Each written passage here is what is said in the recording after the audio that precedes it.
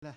Bonjour à tous, bienvenue aux Missions étrangères de Paris dans le cycle de conférences que nous proposons tout au long de l'année à un rythme d'une fois par mois sur des problématiques touchant l'Église d'Asie.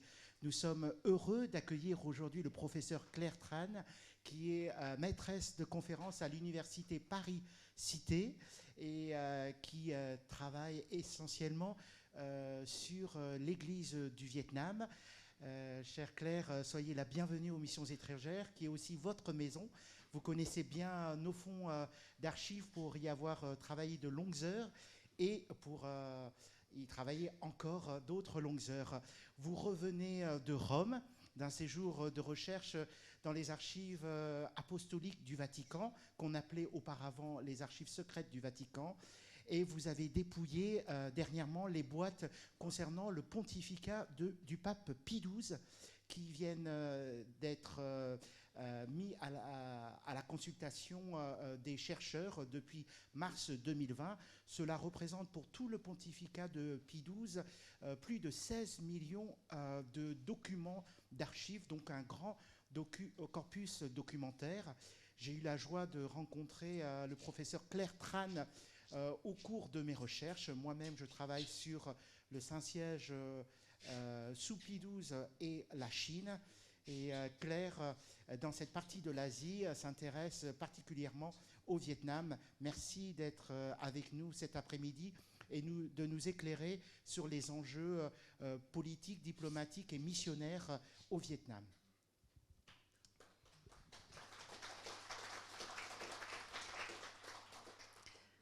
Merci beaucoup, Père Landry. Alors, je vais être obligée d'être collée à mon micro, donc, parce que pour l'enregistrement, voilà, je ne pourrais pas me lever. Mais en tout cas, merci pour cette introduction. Et je remercie tous ceux qui sont venus cet après-midi pour m'écouter, d'être là. Surtout que l'année dernière, je n'avais pas pu venir. C'était en pleine grève et je n'habite pas sur la région parisienne. Et je n'avais pas pu venir. Donc, je ne sais pas si parmi vous, il y en avait certains qui étaient inscrits l'année dernière. Mais voilà, je suis heureuse d'être là aujourd'hui pour vous parler donc des catholiques. J'ai mis un titre général, religion au pluriel, pouvoir au pluriel au Vietnam, juste pour, et je vais resituer dans l'introduction le propos de manière plus générale, parce que toute minorité religieuse doit avoir des relations avec le pouvoir politique. Il n'y a pas que les catholiques, il y a d'autres minorités religieuses, et les États gèrent ces minorités de manière parallèle. Et donc, voilà, je voulais resituer cela dans ce contexte de relation pouvoir-religion. Donc, effectivement, je travaille sur les catholiques vietnamiens. Je travaille actuellement, en fait, sur une histoire vue d'en bas d'une famille catholique du Nord qui se trouvait plutôt dans les régions espagnoles, parce que c'est très peu connu. En fait, il y a toute une région au nord qui s'appelait alors Tonkin à l'époque coloniale, qui était administrée par les missionnaires dominicains espagnols. Et donc, je travaille sur une famille qui vient de ces villages et sur 4 générations, qui permettra de faire une histoire plus large des catholiques au nord Vietnam. Donc, je voudrais commencer ce propos par justement dire que tout pouvoir politique cherche à contrôler le religieux dans le monde occidental comme en Asie, parce que les communautés religieuses sont des lieux d'organisation de vie sociale, aussi de production de normes qui peuvent, pour certains pouvoirs, devenir des foyers de contestation. Et donc, je donnerai des exemples comme voilà, les monarchies européennes de droit divin. Ils ont dû aussi gérer des minorités religieuses comme le protestantisme ou le judaïsme, plus récemment la République française avec l'islam. Et de la même façon, en Chine, comme au Vietnam, le pouvoir confucéen devait gérer ces minorités à travers notamment le bureau des rites qui était chargé de voir si ces religions étaient admissibles par le pouvoir. Je donnerai encore un autre exemple qui est le cas du monde indo-bouddhique et du Devaraja, du dieu-roi, dans le système de bouddhisme Theravada, où le pouvoir cumule pouvoir temporel et pouvoir religieux. Donc c'est une problématique très large de gestion du point de vue des pouvoirs des minorités religieuses. Pour ce qui est des pouvoirs coloniaux occidentaux, eh bien, quand il y a eu donc une grande phase impériale au XIXe siècle qui visait à non plus à faire seulement du commerce, mais à contrôler des territoires éloignés de la métropole. Et donc, la question religieuse était aussi importante et elle a été aussi instrumentalisée par beaucoup de puissances occidentales. Et je voudrais juste remettre cela dans un contexte plus large.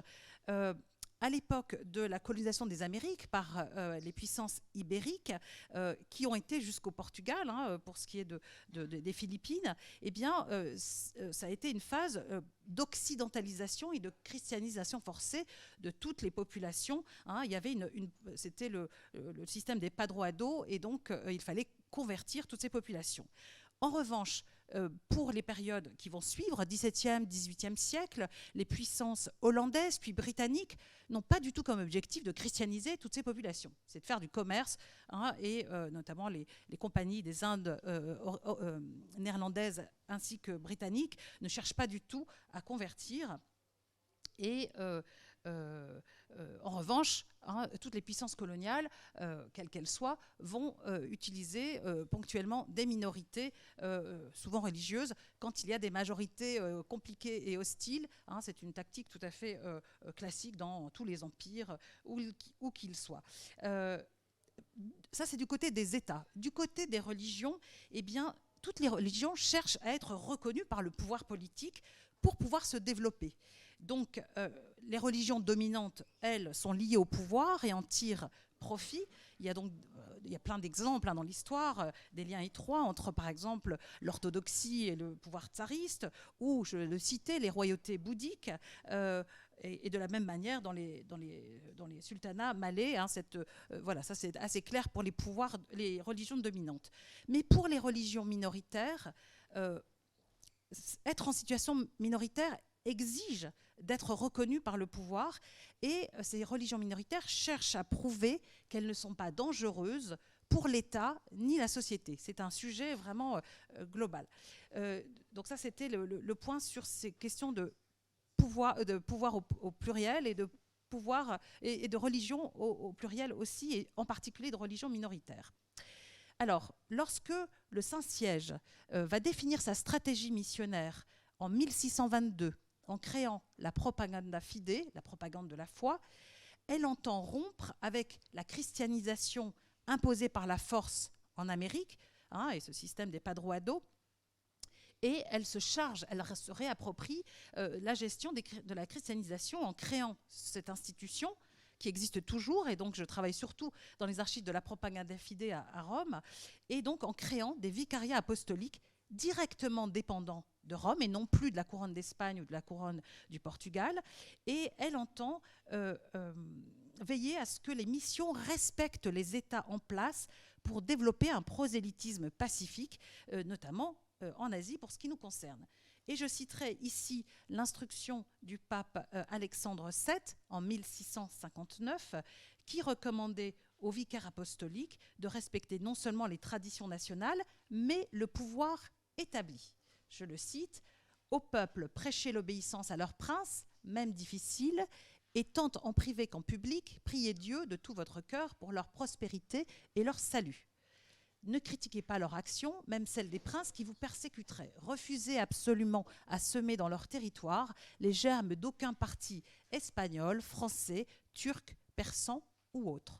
Ne mettez aucun zèle, n'avancez aucun argument pour convaincre ces peuples de changer leurs rites, leurs coutumes et leurs mœurs, à moins qu'elles ne soient évidemment contraires à la religion et à la morale.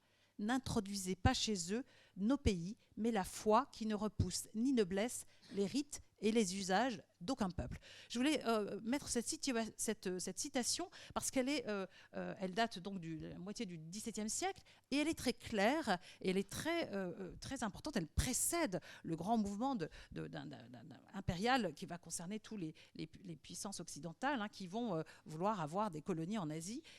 Et donc,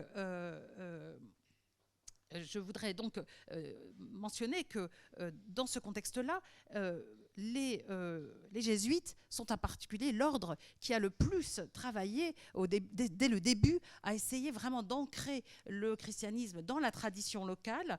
Bien sûr, Matteo Ricci en Chine. On peut citer aussi Francesco Busomi, qui était donc un jésuite italien qui est arrivé très tôt au début du XVIIe siècle et qui a contribué avec Diego Carvalho, un portugais jésuite aussi, à la romanisation du vietnamien, puisqu'on voit dans la romanisation, on voit bien l'influence du portugais dans cette romanisation. Bien sûr, il y a eu ensuite Alexandre de Rhodes qui est arrivé donc avec ces mêmes jésuites. Et l'idée, c'était vraiment d'ancrer le christianisme dans la tradition locale et de maîtriser parfaitement ces langues et les religions pour pouvoir les adapter et avoir l'espoir de convertir les élites. Mais donc il se trouve que pendant cette période-là, la querelle des rites, je ne sais pas si vous connaissez cette question, qui va ne cesser d'agiter et d'opposer les différents ordres religieux en Asie, pour savoir si le culte à l'empereur ou d'ailleurs le mot culte est bien sûr un mot traduit en français, mais est-ce que cet hommage à l'empereur ou ces hommages aux ancêtres sont considérés comme hérétiques ou pas? En tout cas, il y a eu différents points de vue. Il n'en reste pas moins que du fait de ces... Alors finalement, c'est dans les années 30 que finalement on va considérer qu'on a le droit tout à fait de faire un culte à ses ancêtres, que ce n'était pas antithétique avec la religion, un hommage à ses parents. N'empêche que cette question-là a entravé la diffusion du christianisme, puisque pour le pouvoir impérial et pour la société, ces hommages aux ancêtres comme à l'empereur étaient essentiels. Et donc, ça entraînait évidemment beaucoup de persécutions dans toute l'Asie orientale notamment. Donc, le rapport au pouvoir politique a été très important pour la minorité catholique vietnamienne, une question essentielle dans son histoire. Et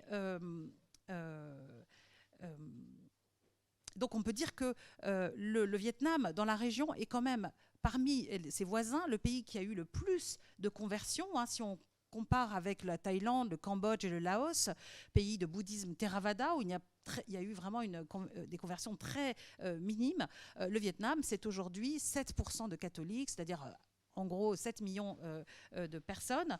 Et donc, les catholiques, la minorité catholique, a dû gérer le rapport avec différents pouvoirs qui se sont succédés depuis le XVIIe siècle jusqu'à aujourd'hui. Et donc, c'était une question importante pour les missionnaires, mais d'abord, en premier, pour les catholiques vietnamiens, mais également pour les pouvoirs en place, du pouvoir impérial au pouvoir colonial français, puis aux deux États vietnamiens quand le Vietnam était divisé en deux, et enfin par le pouvoir actuel. Donc, je évoquerai donc dans cette période, dans cette présentation, la nature complexe des relations entre cette minorité catholique et ces différents pouvoirs. Alors, on peut distinguer d'une part donc cette minorité dont l'objectif principal est de se faire accepter par les pouvoirs en place pour survivre. Et donc, ils ont toujours été en minorité, à l'exception de 1954 à 1963, où c'est un président catholique, Ngo Dinh Diem, qui va être au pouvoir. Et l'expérience ne va pas être très facile pour les catholiques, en fin de compte. Mais autrement, elle a toujours été une minorité qui devait gérer donc, un pouvoir plutôt méfiant, souvent hostile. Donc ça, c'est pour les côtés vietnamiens. D'autre part, les pouvoirs vietnamiens qui ont vu la minorité catholique quelquefois aussi comme des intermédiaires, je vais le montrer, mais aussi comme un danger. Et donc, on va évoquer cette question-là du rapport avec les autorités vietnamiennes de tout type.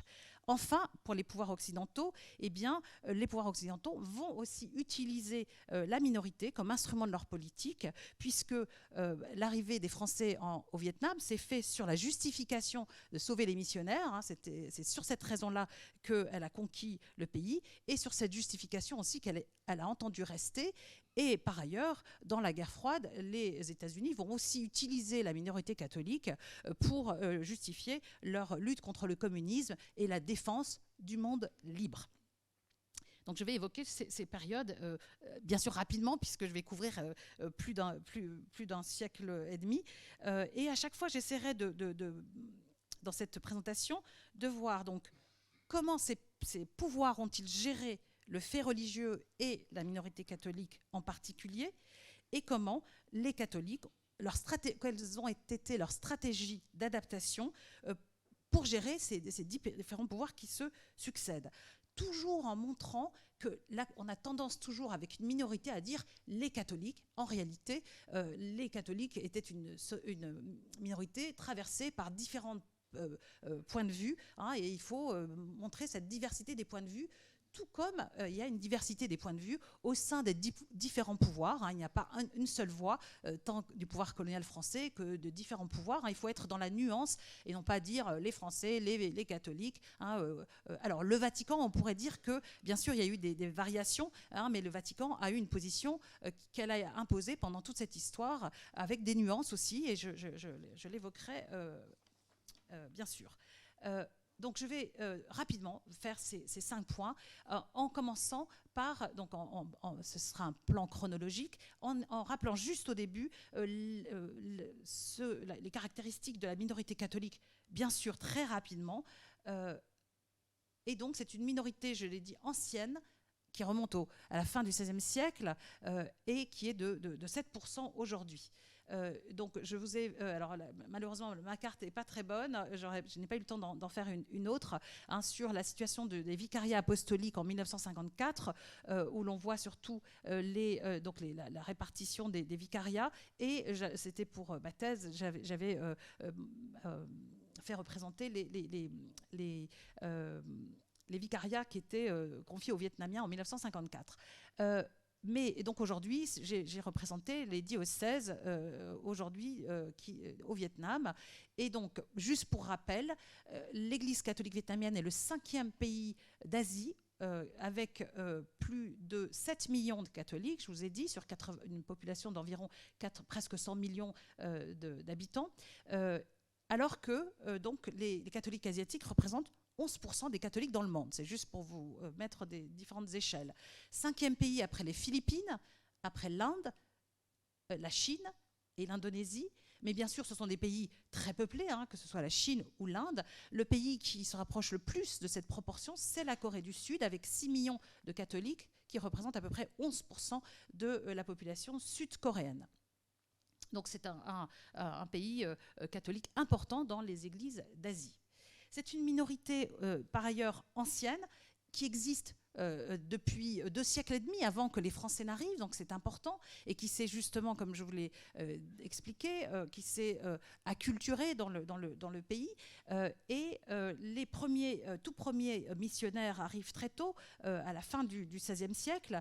Ce sont des jésuites italiens, portugais, français, certains aussi dominicains, espagnols, des franciscains italiens. Donc il y a beaucoup de missionnaires ils sont peu nombreux, mais ils sont présents au tout début. Et puis ensuite se développent les premières communautés à partir du XVIIe siècle, avec 3 ordres principaux. D'abord les jésuites, hein, qui vont être dissous en 1773, puis les MEP, qui vont obtenir un certain nombre de vicariats apostoliques en 1659, et les dominicains espagnols en 1679, hein, qui contrôlent toute une région importante où la minorité catholique est très... ce sont des régions très peuplées. Et donc, bien sûr, parmi ces jésuites, hein, vous connaissez tous Alexandre de Rhodes, qui a poursuivi le travail de ses camarades jésuites pour la romanisation du vietnamien en caractère latin. Donc c'est un travail de longue acculturation fait étroitement avec les catholiques vietnamiens et les prêtres, les catéchistes, hein, c'est un travail collaboratif. C'est vrai qu'on a retenu beaucoup les noms des missionnaires, mais ce travail n'aurait jamais pu être fait sans tous les prêtres et les catéchistes qui maîtrisaient plusieurs cultures, hein, c'est-à-dire le chinois, le Hannôm, l'écriture justement en caractère latin, et bien sûr le latin justement qu'ils ont appris. Donc je vous rappelle juste que le premier missionnaire vietnamien a été nommé donc en 1600 1168, donc très tôt au XVIIe siècle. Et donc le christianisme s'est développé au cours du XVIIIe siècle et du XIXe siècle, malgré les persécutions du pouvoir impérial contre, entre guillemets, la religion perverse, parce que c'est comme ça que le voyait le pouvoir vietnamien, et dans un contexte d'impérialisme, puisqu'il y a dans toute l'Asie une pression très forte des puissances occidentales sur les différents royaumes en Asie.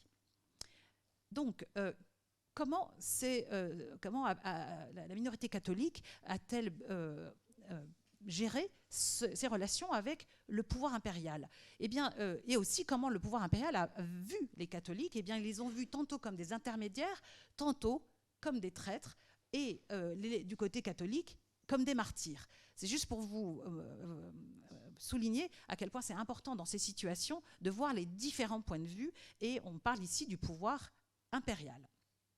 Bien sûr, vous avez... donc, juste pour vous... J'ai mis ici une reproduction des premiers...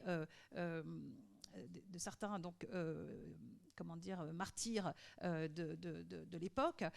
Vous connaissez tous, bien sûr, les tableaux des martyrs qui se trouvent ici même dans la salle des martyrs. Ces martyrs du Vietnam ont été très nombreux entre le XVIIIe et le XIXe siècle. Il y aura tantôt des vagues de tolérance et tantôt des vagues de persécution, plus ou moins fortes. Très difficile d'évaluer le nombre des morts, mais ça peut, il semble que ça pourrait aller jusqu'à 300 000 catholiques qui ont été tués pour leur foi, sans parler des milliers de torturés, d'emprisonnés, d'exilés. Donc c'est un sujet extrêmement important dans l'histoire du Vietnam. D'ailleurs, pas seulement du Vietnam, c'est la même chose au Japon, en Chine, en Corée. Donc, c'est les mêmes types de pouvoirs confucéens. Donc, il faut s'interroger sur cette question. Et pour ce qui est du Vietnam, au début du XXe siècle, 117 personnes vont être béatifiées au Vietnam, 96 Vietnamiens, donc notamment beaucoup de laïcs, pas seulement des prêtres, et des missionnaires espagnols et 10 Français. Donc c'est surtout, alors ça a été dans tout le Vietnam, mais particulièrement au Tonkin, au nord, et malgré ces persécutions terribles, quand on voit ces chiffres, eh bien, le catholicisme ne s'est pas dissous, n'a pas été détruit, et même l'aide militaire de Monseigneur Pignot de Béhaine à Gialong, qui pourtant entendait aider l'empereur pour pouvoir ensuite pouvoir avoir une influence auprès des élites, eh bien, n'a pas empêché ses successeurs de faire ces persécutions, puisque Monseigneur Pignot de Béhaine a été très proche du premier empereur des Nguyen, Gialong, mais ça n'a pas permis de donner aux catholiques un statut privilégié, en tout cas qui puisse se développer sereinement. Et donc, ses successeurs, Minh Mang, Thio Chi et Tu Duc, vont mener toute une série de campagnes contre cette religion perverse, mais donc entre guillemets, et dans un contexte, il faut le dire aussi, grandissant d'impérialisme occidental dans toute l'Asie. Et donc c'est ça qui explique cette violence, c'est l'impression que, bien sûr, ces missionnaires occidentaux, étrangers, sont le cheval de Troie des Occidentaux pour rentrer dans le pays, ce qui va se révéler en effet une réalité. Donc, je continue. Donc, ces persécutions vont en plus se poursuivre jusqu'au début du XXe siècle, malgré que les Français s'installent. Le fait, donc beaucoup de lettrés, de mandarins vietnamiens, une fois les Français installés, ça met du temps, entre 1860 et 1885, eh bien, il va y avoir encore des persécutions, puisque les mandarins qui se révoltent contre les Français vont attaquer aussi les catholiques comme la cause de l'arrivée des Français. Donc les persécutions ne vont pas s'arrêter, et ce sera seulement au début du XXe siècle que, enfin, pendant la période coloniale, les catholiques vont pouvoir pratiquer leur religion ouvertement et construire des églises, etc. Donc cette question des persécutions est vraiment un élément extrêmement important dans la compréhension de cette minorité. Je voudrais ici présenter deux figures catholiques qui, pour moi, représentent les deux faces de ces personnalités catholiques pendant la période de la conquête française. Le premier, c'est Nguyen Chung To, qui est donc tous les deux sont des laïcs, ne sont pas des prêtres ou des catéchistes. Et le premier est un érudit catholique qui avait une formation de lettré en chinois et qui a été considéré encore aujourd'hui par, y compris l'historiographie actuelle au Vietnam, comme un réformateur important au Vietnam. Il est originaire de la province du Nghệ An, c'est-à-dire dans le centre du Vietnam, et il était lettré. Il ne pouvait pas avoir accès aux fonctions de mandarin puisque c'était interdit pour les catholiques d'entrer dans la hiérarchie mandarinale. Et il a été repéré par un missionnaire des missions étrangères de Paris, Monseigneur Gauthier, qui va voir qu'il est extrêmement intelligent, qu'il a beaucoup de capacités. Il lui enseigne le français et le latin. Ils se rendent, au moment dans les années 1859-60, ils échappent aux persécutions en se rendant à Hong Kong et à Penang, où Nguyen Chung To va pouvoir se former, alors qu'il n'aurait pas pu dans ces temps de persécution. Quand il va revenir au Vietnam, il va être le traducteur pour l'amiral Charner lors des négociations en 1862, dans le but d'obtenir pour le gouvernement vietnamien une paix temporaire. L'idée étant de gagner du temps afin de réformer le pays. Donc, il a été perçu pendant très longtemps comme un traître, qui a été traducteur pendant ces traités, mais un certain nombre de travaux ont montré que l'idée pour lui était d'aider l'empereur du Vietnam à gagner du temps, à discuter. Lui, il maîtrisait le français. Il n'y avait pas parmi les mandarins des personnes capables de parler le français et discuter avec eux. Il va donc il va conseiller l'empereur Tu Duc et va même d'ailleurs lui proposer, au moment où la France est attaquée par la Prusse, parce qu'il a été en France, il connaît la situation, d'attaquer la France à ce moment-là pour l'affaiblir et récupérer des territoires pris. Donc il est très connu pour ses pétitions faites à l'empereur, qui lui propose toutes sortes de réformes pour moderniser l'État et pouvoir résister à l'impérialisme français, en quelque sorte. Il va avoir la confiance de l'empereur pour être dans la délégation officielle qui se rend en France en 1867 pour négocier, sans succès, et il va être aussi chargé par l'empereur d'acheter des machines, d'engager des experts français pour essayer de voir comment renforcer l'armée vietnamienne pour résister à cette conquête qui a commencé par le Sud. Et malheureusement, tous ces conseils de réforme n'auront pas le temps d'être mis en place.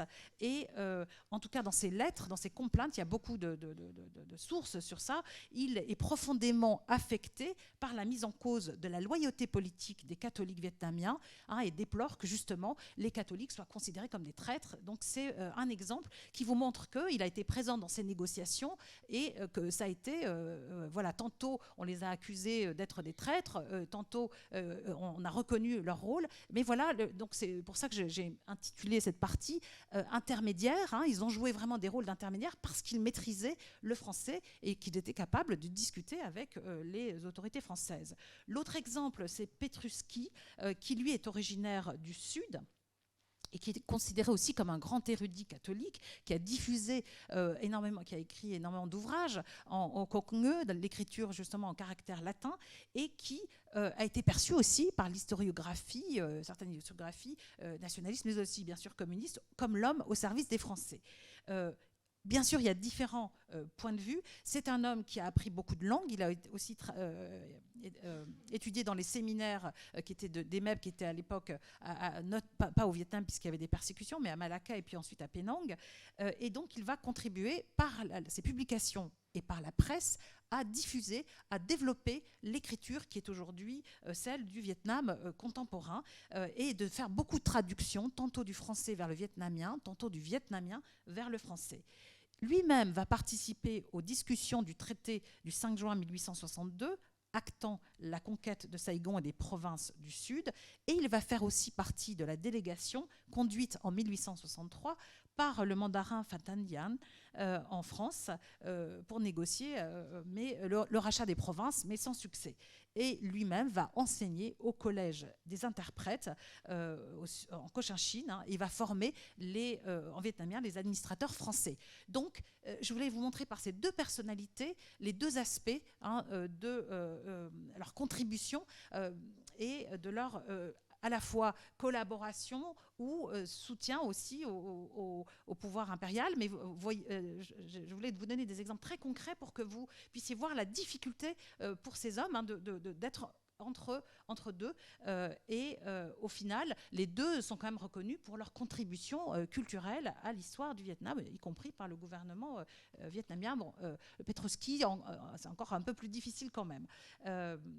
Et donc, troisième partie, la minorité catholique en situation coloniale. On passe à une autre autorité, après l'autorité impériale, entre instrumentalisation et formation d'une église nationale. Alors, j'ai mis ici, juste pour donc rappeler que la minorité catholique a été un prétexte pour la conquête française. Hein. Au départ, c'était Napoléon III. Ensuite, ce sera la République, la République française, hein, qui n'a rien de catholique du tout, qui est même plutôt anticléricale, et même très anticléricale à beaucoup de moments, notamment vis-à-vis des ordres missionnaires hein, qui vont être expulsés, hein, interdits d'enseigner. Eh bien, cette minorité donc, va être le prétexte pour intervenir et ça va être fait ensuite, quand ce sera la République, au nom de la diplomatie, de la protection des missions en Asie, puisque la République française va reprendre ce rôle diplomatique et ça va être donc la justification pour y rester en disant nous venons vous protéger. De fait, il y a eu des persécutions terribles.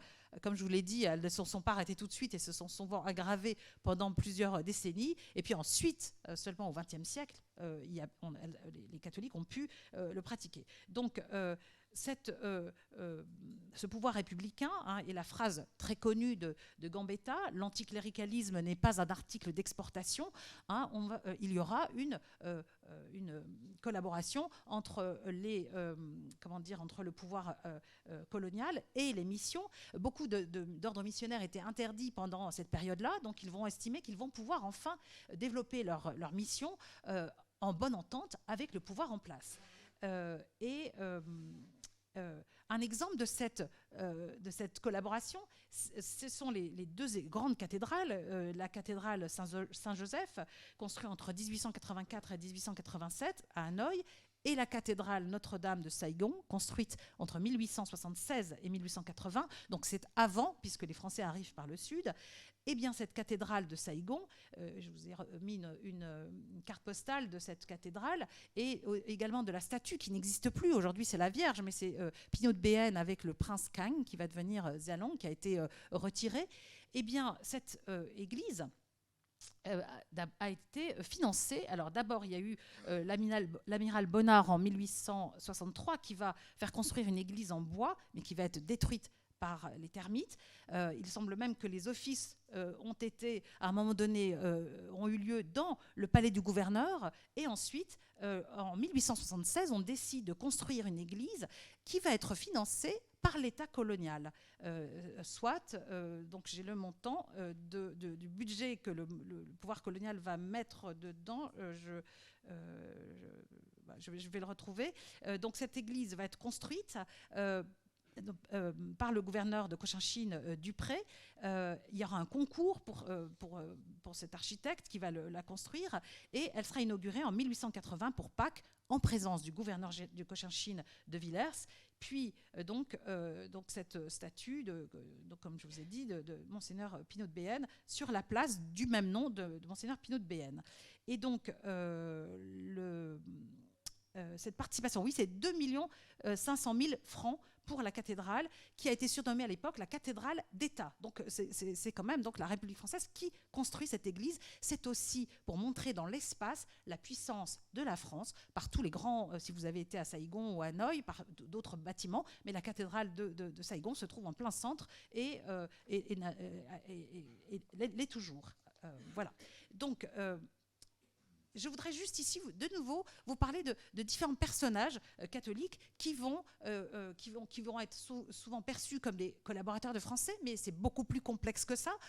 Et donc, je vais vous parler de ces personnages, et puis d'autres qui vont être perçus par le pouvoir français comme des ennemis de la France en Indochine.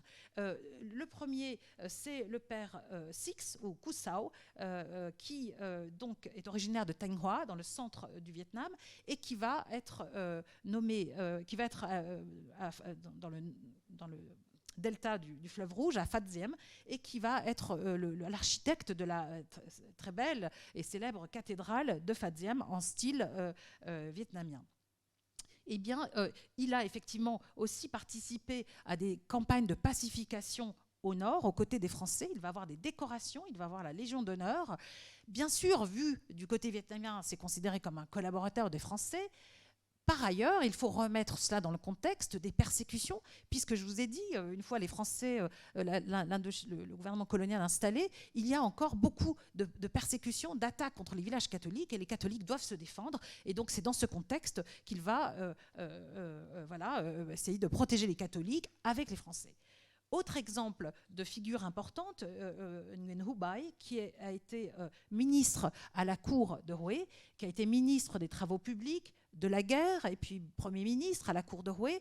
Il est une figure majeure, puisqu'on est dans une situation de protectorat, à part la Cochinchine qui est une colonie, l'Annam et le Tonkin sont sous l'autorité de l'empereur, et donc il y a tout un gouvernement vietnamien qui est en place. Donc il y a une figure catholique qui va être au plus haut, ce qui n'aurait jamais été possible à l'époque impériale.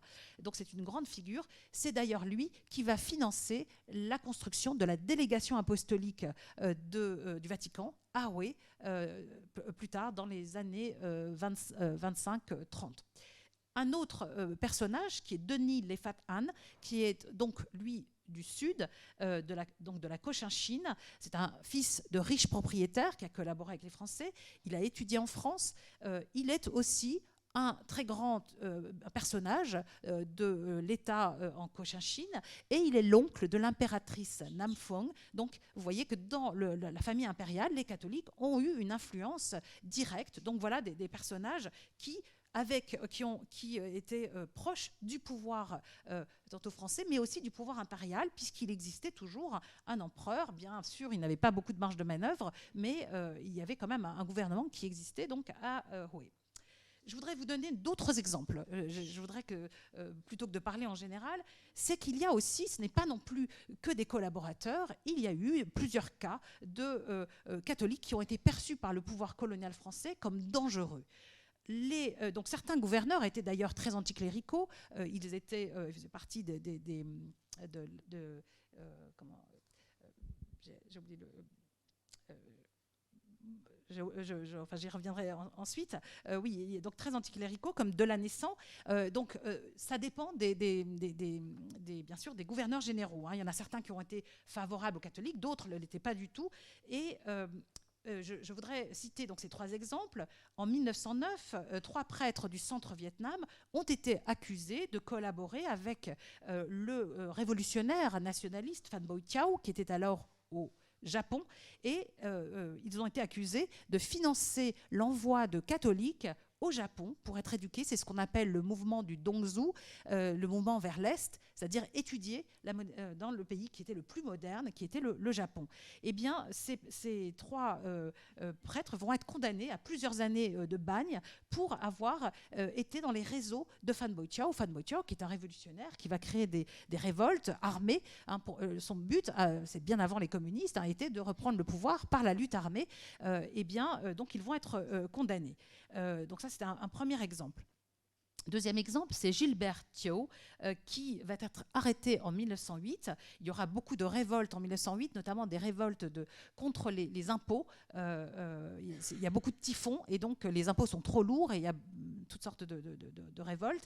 Et il va être, donc lui était très connu, il était citoyen français de famille de la Cochinchine, et il était avocat il était aussi le propriétaire de journaux, il maîtrisait parfaitement le français, très francisé. Eh bien, les Français vont découvrir qu'il appartient à l'Association pour la modernisation du Vietnam, le mouvement Duy Thanh, et qui est dirigé encore une fois par Phan Bội Châu et le prince Quang Đế, qui est un autre membre de la famille royale, mais qui est exilé au Japon. Donc voilà un exemple dans les archives françaises, on les considère comme un élément dangereux anti-français. Autre exemple, Ngo Dinh Diem, qui va être aussi dans le gouvernement de Mao Dai en 1933, mais qui va démissionner parce qu'il considère qu'il n'a aucun pouvoir et que les Français le contrôlent. Et donc il va démissionner et donc, il va être, bien sûr, dans les archives françaises, il y a des dossiers spécifiques sur lui. On le surveille, on le considère comme un ennemi de la France. Donc voilà des parcours très différents pour vous montrer que au sein de la communauté vietnamienne, il y a différents types de parcours qui expliquent voilà, je voulais vous montrer cette diversité. Et puis dans ce contexte-là, je voudrais évoquer le rôle du Vatican qui est extrêmement important. J'ai travaillé notamment pour la conférence qu'a organisée le Père Landry sur l'histoire de la délégation apostolique et c'est très intéressant de voir cette politique du Vatican. En 1885, donc c'est au tout début de la colonisation française, il y avait déjà 300 prêtres vietnamiens pour 176 missionnaires et à peu près 540 000 catholiques. Il va y avoir une volonté du Saint-Siège, pas seulement pour le Vietnam, mais pour toute l'Asie, de créer des églises nationales. On est dans un contexte, au Japon par exemple, où on a un État qui se développe et aussi en Chine, et le Vatican se rend compte que dans le contexte justement de toutes ces persécutions, si on veut que l'Église se développe, il faut des évêques locaux. Sans ça, si les Occidentaux sont expulsés ou tous tués, l'Église disparaîtra. Donc il y a vraiment cette volonté du Saint-Siège de créer des églises nationales au Japon, en Chine, et du coup aussi au Vietnam. Et donc le Vatican envoie des missions, notamment en 1922, Monseigneur Lecroix, qui va enquêter et qui va constater que les écoles ne sont pas assez, en fait les séminaires ne sont pas d'assez haut niveau et qu'il faut absolument avoir des séminaires du même niveau qu'en Occident. Donc il y a toute une réforme qui va se faire pendant toutes ces années 20-30, mais le Vatican va dès 1919, à la fin de la Première Guerre mondiale, accueillir les 6 premiers séminaristes vietnamiens envoyés au Collegium Urbanum à Rome. Et ensuite, il y en aura d'autres, comme Monseigneur Thuc, qui va être parmi les tout premiers docteurs en théologie de Rome. Et puis, le Vatican va promouvoir la nomination des 2 premiers vicaires apostoliques vietnamiens, Monseigneur Nguyen Ba Tong et Monseigneur Ho Ngoc Can. Il y aura donc un premier concile plénier en Indochine où sera présent le premier évêque vietnamien. Donc, c'est vraiment une volonté de construire une église nationale avec des évêques qui sont capables d'occuper les plus hautes positions à la tête de l'église. Ce qui est quelque chose de très révolutionnaire, puisque ça veut dire qu'à l'époque coloniale, où les Vietnamiens n'ont pas accès aux postes les plus hauts de la hiérarchie politique, eh bien, dans l'Église, il y a des Vietnamiens qui sont à égalité avec les plus hauts postes. Et donc ça, c'est un signe du Vatican qui est extrêmement fort pour les Vietnamiens, mais aussi qui n'est pas facile à gérer pour les Français, on va dire, le gouvernement colonial. Et donc, la hiérarchie complète vietnamienne ne sera terminée qu'en 1960. C'est un long processus, mais c'est pour vous montrer que le Vatican a vraiment été une institution très importante. Je vous ai mis justement la représentation du Saint-Siège qui va être faite à Hue. C'est donc les 2 personnages que je vous ai montrés, Nguyen Hu Bai et Denis Le Phat Anh, qui ont financé cette délégation. Donc ce sont les catholiques vietnamiens qui se sont cotisés pour la construire. Il y aura d'ailleurs beaucoup de conflits avec le pouvoir colonial, puisque le pouvoir colonial souhaite d'abord ne veut pas de délégué apostolique parce qu'il dit c'est la France et donc c'est le nonce apostolique à Paris. Donc le Vatican dit qu'il veut avoir un délégué apostolique. Il va l'obtenir finalement après beaucoup de discussions, de négociations. Et puis ensuite il y aura tout un débat avec tous les délégués apostoliques qui vont se succéder. Et donc le Vatican va souhaiter mettre la délégation apostolique à Hue près de l'empereur du Vietnam et non près du gouverneur général à Hanoï. Donc ça va être une contestation permanente jusqu'à la fin de la colonisation française. Le gouverneur n'est pas du tout d'accord et les Français ne vont pas obtenir d'avoir la délégation apostolique à Hanoï, mais ils vont obtenir d'avoir des délégués apostoliques français. Ce sera le cas de Monseigneur Drapier et de Monseigneur, il m'en manque un, Monseigneur Drapier, et j'en ai sauté un. Il y en a un autre, j'ai oublié le nom. Il y en a un avant, entre les deux, il a sauté. Dont son nom va me revenir. Dreyer, Monseigneur Dreyer, pardon. C'est Monseigneur Dreyer qui est entre 1928 et 1936. Le premier était un Italien et il a été très mal reçu par le gouverneur général. Et il a dit, moi je ne veux pas d'Italien, je veux un Français. Donc ça, ils vont l'obtenir. Et ensuite, vous voyez qu'il y aura des délégués apostoliques. Je vous ai mis toute la liste tout de suite. Pour vous dire que donc il y aura bien sûr, donc c'est depuis 1925, on va presque fêter depuis il y a, quasiment 100 ans de présence du Vatican au Vietnam. Il y aura bien sûr une longue interruption de 36 ans entre 1975 et 2011, puisque depuis 2011, le gouvernement vietnamien a permis d'avoir un délégué apostolique itinérant et non résident, et que depuis cette année, depuis le début 1924, le Vatican a obtenu d'avoir un délégué permanent à Hanoï. C'était vraiment un fait historique. J'y reviendrai par la suite. Alors, très rapidement, parce que je pense que il me reste quand même, oui, je peux encore parler un petit quart d'heure, je vais évoquer cette quatrième période, la période des deux Vietnams. Comment les catholiques vont-ils gérer cette allégeance à ces deux pouvoirs, un pouvoir qui ne va pas toujours être catholique, c'est jusqu'en 1963, Ngo Dinh Diem, comment ils vont gérer le pouvoir au sud et comment ça va se passer au nord, dans un régime complètement communiste. Alors, malheureusement, je ne peux pas rentrer trop dans le détail, mais je vais quand même évoquer la situation. Oui, donc, pour rappel, à la fin de la guerre d'Indochine et à suite à Dien Bien Phu, il y a donc les accords de Genève en juillet 1954 qui divisent le pays en deux sous la pression des grandes puissances, parce que les Vietnamiens qui avaient gagné la guerre n'avaient aucune envie donc les communistes, le Viet Minh, n'avaient aucune envie de laisser une partie du Vietnam. Ça s'est fait sous la pression des États-Unis et aussi des Chinois qui ont, dans les négociations de Genève, c'est professeur Joyaux qui a décrit très bien comment les Chinois, qui avaient beaucoup aidé les Vietnamiens pendant la guerre d'Indochine française, ont fait pression sur le Vietnam pour accepter cette division.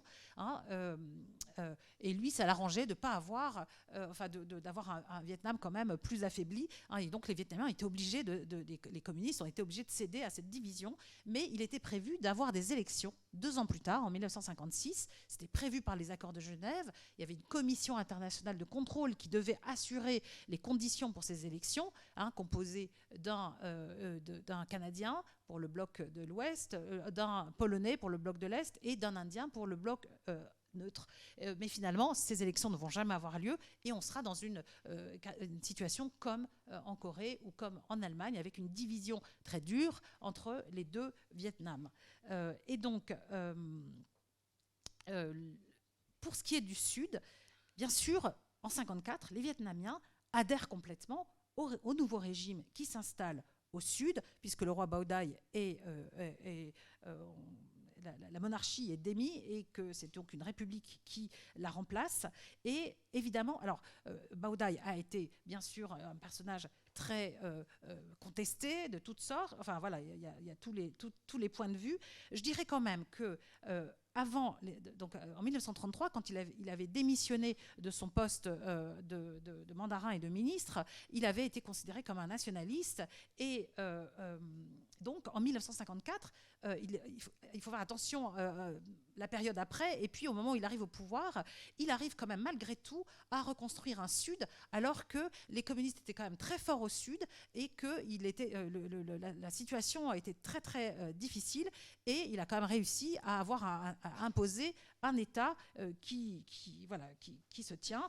Et bien sûr, il va se reposer sur la minorité catholique, minorité catholique qui était très minoritaire au Sud avant 1954, mais qui, après 1954, puisque dans les accords de Genève, on permettait pas seulement aux catholiques, à tous les Vietnamiens, de choisir de quel côté il voulait aller. C'était pendant plus d'une année, il y avait possibilité d'aller d'un côté ou de l'autre. Il y a aussi des communistes qui sont montés au nord, beaucoup sont restés aussi au sud, mais un certain nombre sont montés au nord, et évidemment une grande majorité, grande majorité de ceux qui sont descendus étaient des catholiques, mais pas que. Donc à peu près 600 000 catholiques sont descendus, mais beaucoup sont restés aussi. Alors, si vous allez au nord, vous voyez à quel point il y a encore beaucoup de catholiques, et en réalité beaucoup de familles sont restées là-bas et ont continué de pratiquer, de transmettre leur religion, même dans des situations extrêmement difficiles. Donc en tout cas, ils vont être utilisés, puisque là je parle bien sûr toujours du pouvoir politique et de la religion. Godin va utiliser la minorité catholique pour affirmer son pouvoir en utilisant les catholiques dans l'administration, dans l'armée, etc. Donc, dans cette période-là, les catholiques vont on l'a vu déjà pendant la période coloniale, ils étaient déjà au pouvoir, alors que ce n'était absolument impossible à l'époque impériale. Mais là, ce sera vraiment une période importante. Sauf que ça va être problématique, j'y viens dans un instant. Par ailleurs, Ngo Dinh Diem va utiliser bien sûr le soutien des Américains. On est en pleine guerre froide, et sans le soutien d'une grande puissance comme les Américains, il est impossible de faire face au nord, sont soutenus par la Chine qui est à sa frontière. Donc il va utiliser, Ngo Dinh Diem, ce n'est pas que les grandes puissances qui utilisent les petites, c'est aussi les Vietnamiens qui utilisent les États-Unis pour essayer de résister, de limiter la poussée des communistes. Et du côté américain, c'est la théorie des dominos, et d'éviter l'expansion du communisme, après surtout la Corée. Et puis, donc du coup, les Américains vont aussi utiliser la minorité catholique dans la lutte pour le monde libre, donc c'est une lutte idéologique, donc on utilise aussi cet argument, quand les Américains ont aidé le départ des Vietnamiens du Nord, il y avait cette idée que la Vierge était, dans la propagande américaine, la Vierge était descendue au Sud. Donc voilà, encore une fois, les pouvoirs politiques utilisent pour rallier les minorités catholiques et pour renforcer ce pouvoir au Sud. Mais le régime donc c'est le président Ngo Dinh Diem, justement, qui est ici représenté avec le président Eisenhower. C'est grâce à lui qu'il va tenir pendant toutes les années qu'il va être au pouvoir. Et puis j'ai payé aussi une photo avec son frère Ngo Dinh Thuc, qui était avant évêque de Vinh Long et qui va être ensuite archevêque de Hue, et son frère Ngo Dinh Nhu. Et il va gouverner le Sud avec justement ce problème de la minorité catholique, c'est juste 7%, et la perception de beaucoup de gens du Sud, c'est qu'il y a une mafia catholique qui est anti-bouddhiste, et bien sûr, il y aura bien sûr il y aura des tas de manifestations aussi contre Ngo Dinh Diem. Donc là, oui, c'est pour l'instant. Donc là, c'était des photos pour l'allégeance des catholiques. Là, au contraire, c'est pour soutenir Ngo Dinh Diem aux élections en 1956. Et là, c'est donc l'arrivée des réfugiés catholiques du Nord au Sud. Mais ce qui va mettre fin au pouvoir de Ngo Dinh Diem, c'est la crise bouddhiste en 1963. Je ne rentre pas dans les détails, mais il y aura beaucoup de manifestations, de contestations contre le régime de Diem. Il sera exécuté, d'ailleurs par la CIA, qui considérait qu'il n'était pas assez, qui n'exécutait pas assez bien les ordres des Américains. Donc, ce sont des militaires vietnamiens, mais il a été prouvé que c'était bien sûr appuyé par la CIA. Et donc, le régime ne sera plus catholique comme il a été, mais donc, bien sûr, les catholiques, dans le développement de la guerre, une partie des catholiques va soutenir ce pouvoir du Sud. Voilà. Bon, j'avance parce que je n'ai pas le temps. Il existait aussi au sein du Sud-Vietnam un courant catholique qui était très critique vis-à-vis de Ngo Dinh Diem et très critique vis-à-vis des Américains. C'est ce qu'on a appelé la troisième voie. Ils ont été très actifs et leur audience dépassait énormément le milieu des catholiques. Donc il y a eu une presse catholique très importante. Par exemple, il y avait une revue qui s'appelait Chon, Choisir, et cette revue, mais il y en a eu beaucoup d'autres, ou par exemple Chong Dao, qui veut dire vivre sa foi, et qui essayait de réfléchir sur cette guerre qui s'aggravait depuis 1964. C'était une guerre de plus en plus destructrices. Et à partir de 1968, qui est la date de l'attaque du Tet, quand les communistes sont entrés à Hue, ils sont restés pendant plus d'un mois et sont arrivés aux portes de Saïgon, eh bien, il y a un événement international qui va être majeur, c'est la politique américaine, qui jusque-là était anti-chinoise et qui, à partir de 1969, c'est Kissinger, le secrétaire d'État, qui va faire le pivot et il va dire, face à l'URSS qui était de plus en plus puissante, il a choisi de s'allier avec les communistes chinois pour affaiblir l'URSS. Donc Kissinger se rend en Chine, Nixon, il prépare la visite de Nixon qui rencontre Mao en 1972, ce qui veut dire clairement que les Américains sont d'accord pour discuter avec le diable, hein, puisque c'était ça quand même qui était jusqu'alors, et ça se passe dès 1969. Les Américains se rendent compte qu'avec l'attaque du Tet, ils n'arriveront pas à gagner cette guerre, ça devient de plus en plus compliqué. Il y a des oppositions de plus en plus fortes aux États-Unis, puisque les jeunes américains sont des conscrits, doivent aller se battre, et que les gens ne veulent pas. Donc en fait, les Américains font ce qu'ils appellent, essayent d'atteindre leur but, peace with honor, c'est-à-dire se retirer sans trop la honte, hein, et donc ils essayent en négociant avec les Chinois, de faire en sorte que on va négocier et que ce ne sera pas trop honteux. Malheureusement, ça va quand même être honteux, puisque en 1975, ils vont se retirer vraiment dans des conditions tragiques qui vont marquer toute la société américaine jusqu'à très récemment.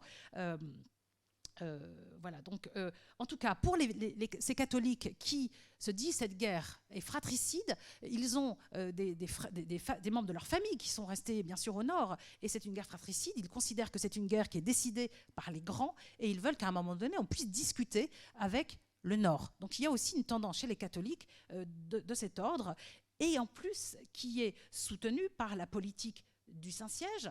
Alors certes, il y a eu Pie XII qui, lui, a clairement mené une politique anticommuniste, par toutes sortes d'encycliques, notamment la lettre pastorale en 1951 qui condamnait les catholiques qui travaillaient avec les communistes.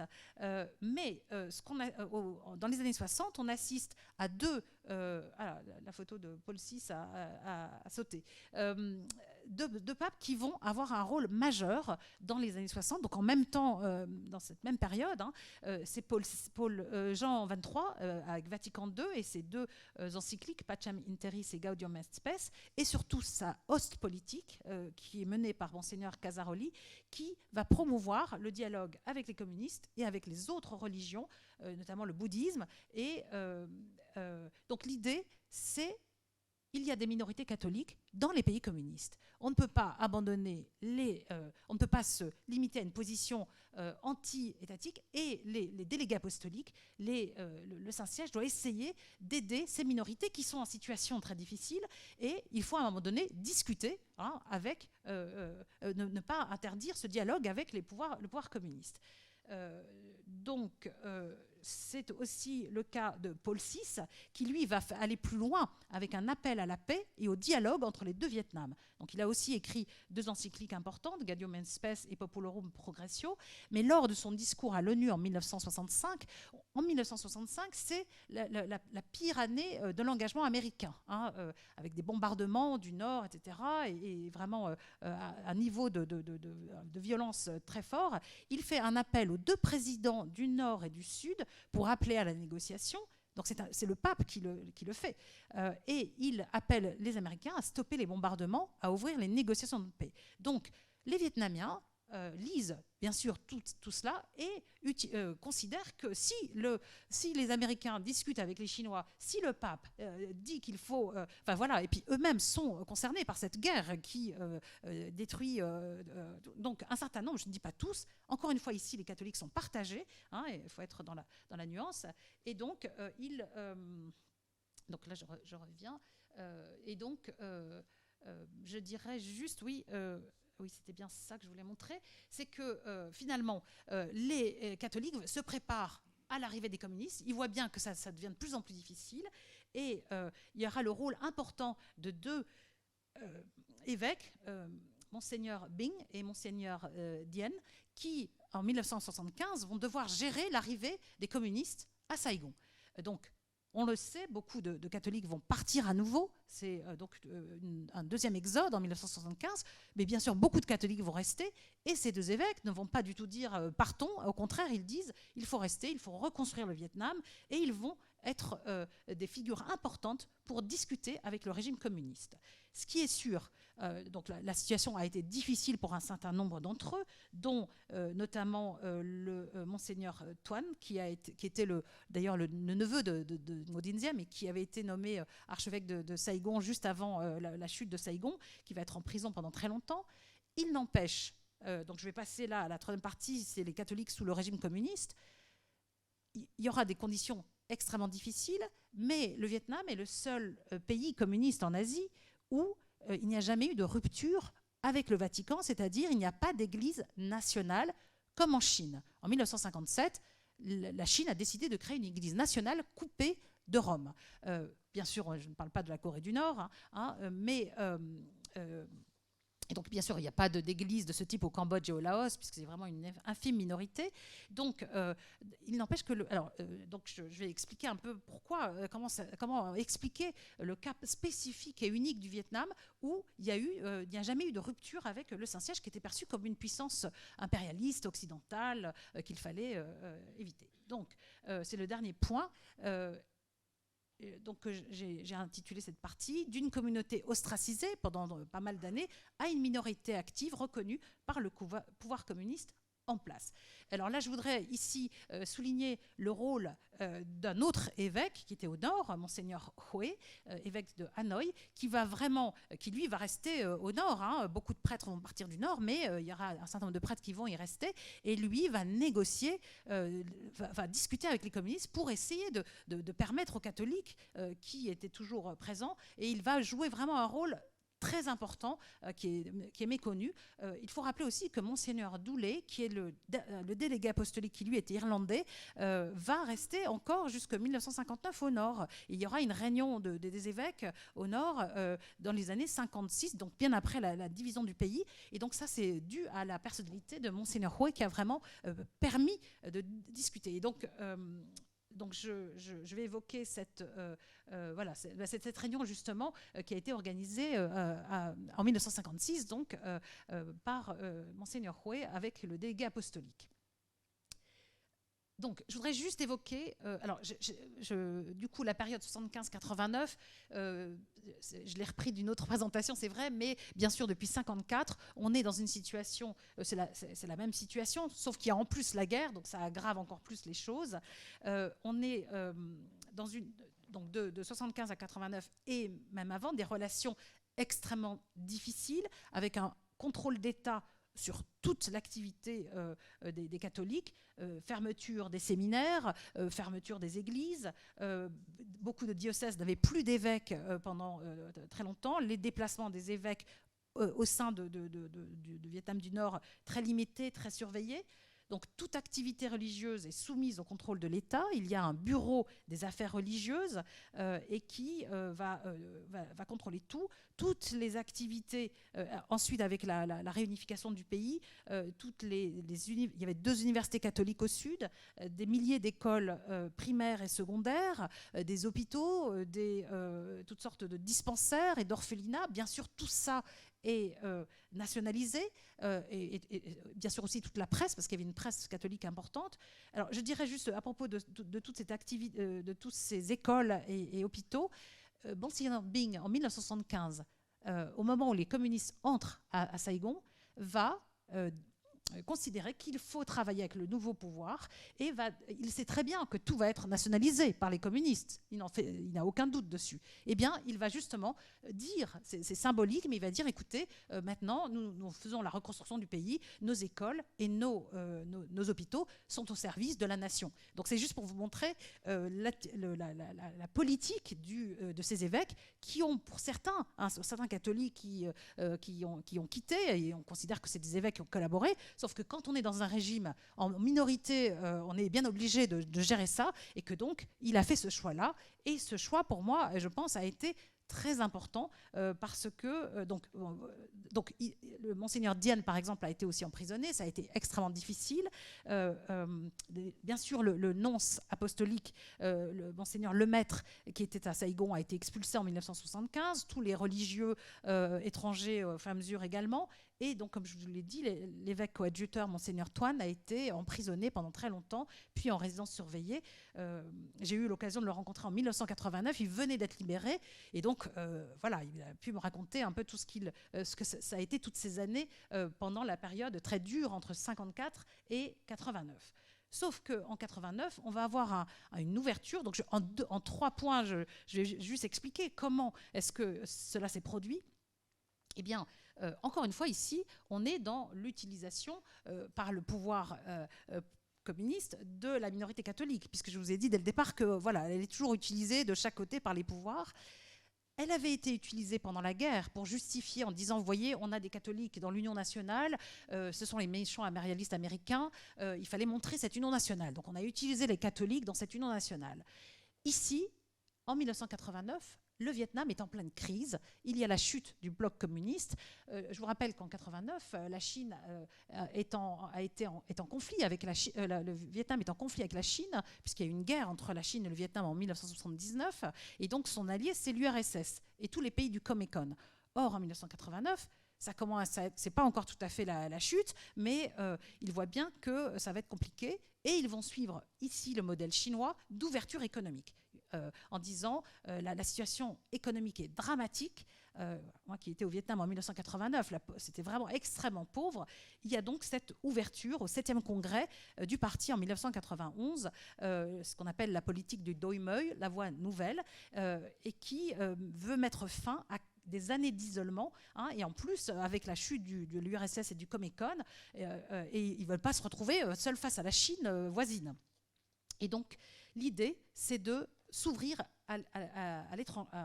aux grandes puissances et notamment aux États-Unis. Puisque l'idée pour le Vietnam, c'est d'entrer dans l'OMC, c'est de développer ses relations économiques. Et il y a une loi très importante, qui est la loi que Bill Clinton a promue, qui est en 1998, l'International Religious Freedom Act, qu'on appelle donc l'IRFA, qui établit un lien entre les relations économiques avec la liberté religieuse. En gros, on peut développer les relations économiques si vous faites des efforts sur la liberté religieuse. Et donc, c'est la raison pour laquelle, c'est pas pour les beaux yeux des catholiques que les communistes ont fait ce shift, c'est parce qu'ils ont absolument besoin de renouer avec le monde.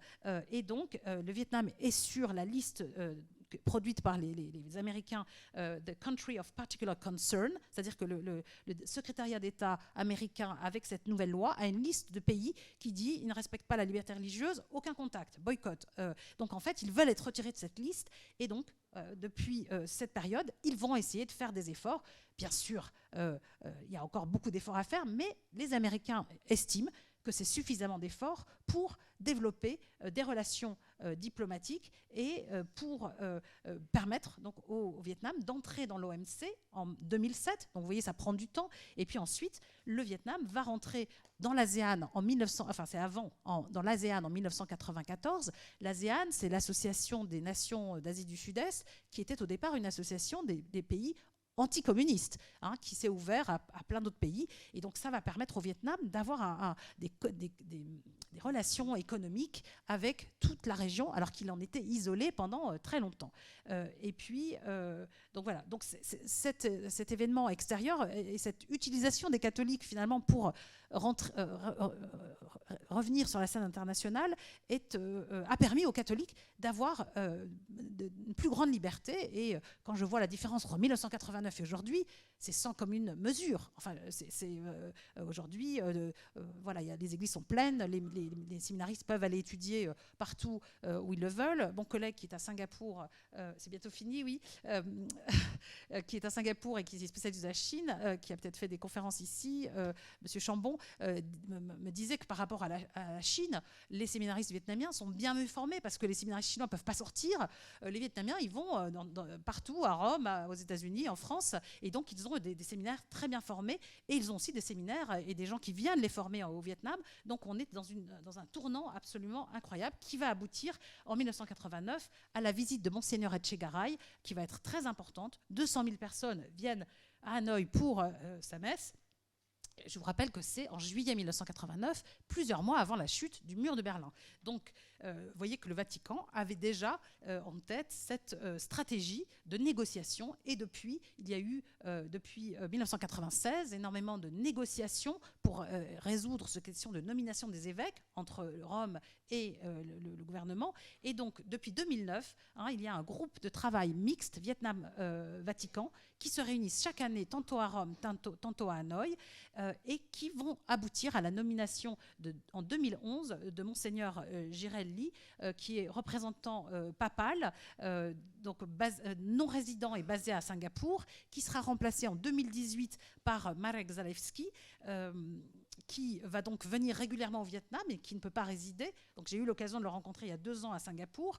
Comme je connais bien aussi la Pologne, c'est très intéressant de voir justement quelqu'un qui a été dans un régime communiste et qui va être finalement choisi en 2024 pour être le représentant permanent du Saint-Siège à Hanoï. Et donc il y a eu une signature cet été entre le président vietnamien Vo Van Thuong, qui est venu en juillet à Rome, signé avec le secrétaire d'État, Monseigneur Parolin, et qui a rencontré bien sûr le pape.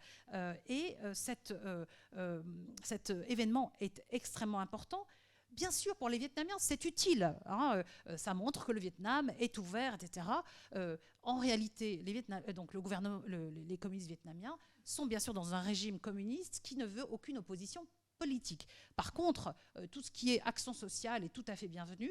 Et donc, le pape entend utiliser cette tolérance pour l'action sociale pour développer l'œuvre des catholiques. Donc, dans sa lettre aux Vietnamiens, en juillet 2023, il insiste sur 2 points. Le rôle social de l'Église, qui doit participer dans tous les domaines de la vie sociale à la vie du pays. Et il met aussi dans cette lettre aux chrétiens d'être des bons chrétiens et de bons citoyens dans le cadre de la légalité. Donc bien sûr, l'idée, c'est de pouvoir garantir une loyauté au gouvernement. C'est ça qu'attendent les communistes, d'autant qu'il y a aussi quelquefois des problèmes avec certains catholiques qui s'engagent dans des combats, notamment pour tout ce qui est écologie, et qui peuvent être considérés comme une menace politique. Il veut garantir que les catholiques vont travailler dans le social, mais ne pas faire d'opposition politique, parce que c'est son principal souci. Et donc, je conclus avant de conclure, pour juste dire que cet accord qui a été signé a été suivi j'étais à Rome justement à ce moment-là, le 15 décembre, le président Vo Van Thuong a invité le pape François à venir au Vietnam. Donc ça fait des années et des années qu'on se dit quand est-ce que le pape va venir au Vietnam. Il s'est rendu partout, dans toute l'Asie, dans des pays où il y a très peu de catholiques, Sri Lanka, Philippines, Myanmar, Bangladesh, Thaïlande, Japon. En Thaïlande, il y a très peu de catholiques. J'y étais quand le pape était là. À chaque fois, il y a des délégations de Vietnamiens qui viennent et ils se disent nous, on est quand même un pays avec beaucoup de catholiques. Donc c'est un événement extrêmement important qui marque un tournant pour le Vietnam, d'avoir la visite du pape. Alors on ne sait pas si ce sera en 2024, si ce sera le pape François ou son successeur. En tout cas, je conclus en disant qu'il y a donc une longue histoire de relations entre minorités catholiques et pouvoir, qui sont le résultat de 3 acteurs. Alors, je mettrai en premier le rôle de l'Église, quand même, parce que quand on discute avec ces différents évêques, ils ont une expérience de dialogue avec l'État communiste depuis très longtemps, et ils ont vraiment réussi à obtenir beaucoup de choses et de dialoguer malgré les difficultés. Et probablement, je dirais que parmi les autres minorités religieuses, vous avez toutes sortes de minorités religieuses aussi au Vietnam, les protestants, les églises protestantes, eh bien, les communistes préfèrent avoir l'église catholique, c'est clair et net, il y a un pouvoir à tête, et si on discute avec un, on est obéi. Donc, du coup, voilà, l'église du Vietnam et les évêques que je vous ai montrés, mais beaucoup d'autres, ont contribué à ce dialogue. Ensuite, la diplomatie vaticane, qui a été très active et très innovante pour essayer d'aboutir à ce dialogue. Et enfin, la diplomatie vietnamienne, qui était soucieuse de montrer son ouverture religieuse bien sûr dans un intérêt, qui était son intérêt d'ouverture économique, et dans la mesure où on ne s'oppose pas à son pouvoir unique, du pouvoir unique du parti. Et donc voilà, je dirais en conclusion que le Vietnam se distingue vraiment parmi les autres pays communistes en Asie. Alors certes, il y a eu des visites de papes à Cuba. Les 3 papes se sont rendus à Cuba. C'est le seul pays communiste existant où les papes se sont rendus. Mais là, ce sera un événement lorsqu'il il ira. Et donc, c'est aussi la première fois qu'il y aura un représentant du pape basé à Hanoï et qui a. Alors, il n'est pas tout à fait un ambassadeur.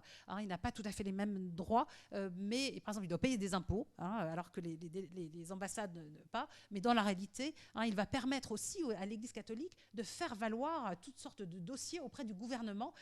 Donc c'est un pas majeur et donc il faut suivre dans l'année qui vient ce qui va suivre. Désolée, j'étais un peu longue.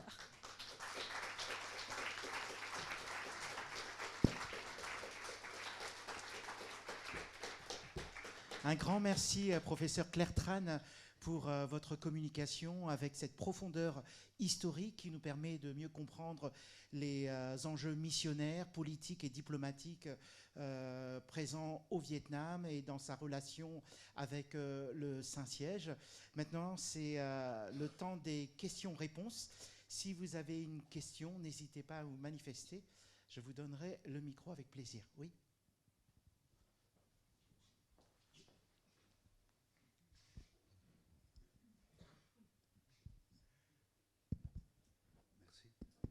Oui, 2 petites questions. Une question sur les fameux évêchés du Nord après 1954, après la fin de la France. Il y a ces fameux évêchés qui étaient là, où je sais qu'il y a beaucoup de chrétiens qui sont partis vers le sud après 1954. Mais qu'est-ce qu'il en est devenu après? Deuxième question, une simple question sur les fameuses sectes, les Oahu, Caodaïstes et Binh Xuyen. Qu'est-ce que c'est devenu? Merci. Merci pour vos 2 questions. Pour la première, effectivement, il y avait...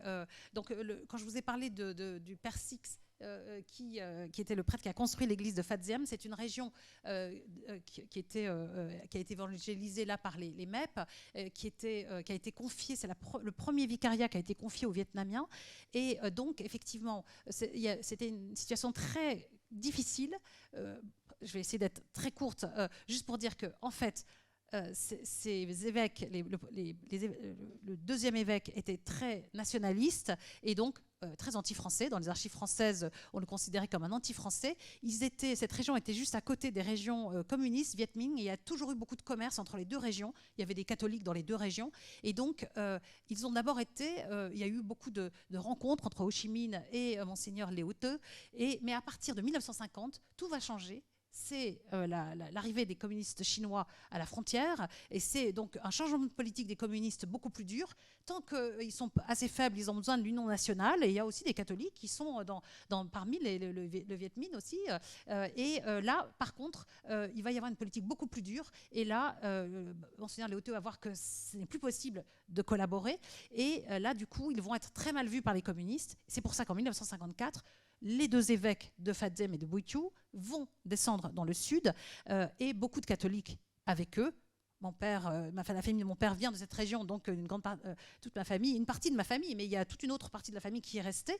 Donc quand vous dites qu'est-ce qui s'est passé après, eh bien en fait, il y a beaucoup de catholiques qui sont restés, qui ont vécu la guerre comme tous les autres, dans des conditions extrêmement difficiles. Le Nord était bombardé énormément. Quand j'y suis allée en 89, il y avait dans les églises qui étaient autour de la cathédrale de Phat Diem, il y avait des églises détruites par les bombardements américains.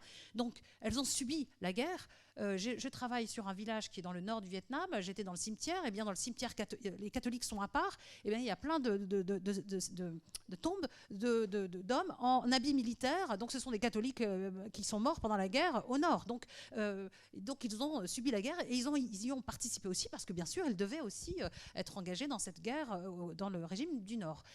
Aujourd'hui, alors Phat Diem, Bui Chu a été toujours un endroit très sensible. Quand j'y étais pour la première fois en 89, c'était très compliqué d'y aller, très sensible. Aujourd'hui, le Phat Diem est devenu un lieu touristique qui est valorisé. Le gouvernement vietnamien favorise tout ce qui est tourisme, etc. Bien sûr, on surveille toujours dans les campagnes. Quand la pratique dans les grandes villes est toujours plus facile que dans les campagnes où on peut avoir des cadres du parti qui font des problèmes aux catholiques dans des régions plus isolées. Mais en tout cas, c'est une région encore très, très catholique. À toutes les églises, il y a une très grande pratique et ils sont très nombreux. Moi, quand je fais du terrain dans ces différents paroisses, ils existent toujours. Bon, donc c'est une communauté très dynamique aujourd'hui. Et pour ce qui est des sectes du Sud, quand je vous parlais de minorités, que le gouvernement doit générer des minorités, eh bien les différents gouvernements français, puis du Sud, puis les communistes ont dû gérer ces minorités. Et bien sûr, ils s'en méfient parce que ce sont des sources qui peuvent être hostiles et politiquement. Et donc ils ont essayé de faire aussi, comme ils ont essayé pour les catholiques, mais ça n'a pas marché, une église noyautée par les communistes. Donc il y a une église, enfin il y a des représentants de ces différentes religions qui sont quand même reliés au parti et au bureau des religions. Mais il y a toujours des tensions avec un certain nombre de... voilà, il y a certains qui collaborent avec les communistes, d'autres pas. Et donc, c'est toujours perçu comme des sources de danger, de contestation politique, puisqu'on est dans un pouvoir donc, qui est un État parti. Et donc, il est hors de question d'avoir des minorités religieuses qui s'opposent politiquement au pouvoir. Donc, alors je ne connais pas, il y a d'autres spécialistes de ces minorités Wahao et Caudaïstes, mais la situation n'est pas... Alors je ne dis pas du tout que la situation est idyllique. Il y a bien sûr un certain nombre de catholiques, prêtres ou laïcs qui sont en prison, etc. Et notamment pour des questions aussi d'écologie, mais qui sont considérées par le pouvoir comme des questions politiques, parce que l'écologie est une question politique.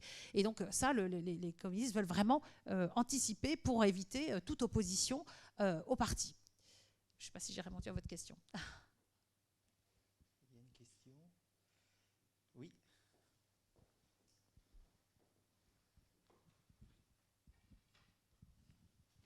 Bonjour, j'ai deux questions très très différentes. Oui, ah oui. La première, c'est la situation des séminaristes en vue de l'ordination.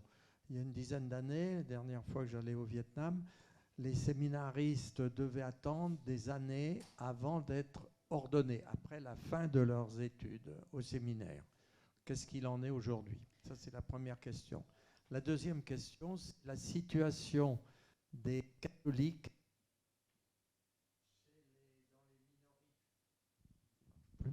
dans les minorités ethniques, chez les Antok. Oui. Aussi, alors dans le sud, ce qu'on appelait les plateau. montagnards, et puis dans le plateau. nord, chez les Thaïs, etc. Oui. Alors, pour ce qui est des séminaristes, je pense qu'ici, dans la salle, il y a des séminaristes, donc ils pourraient répondre à ma place.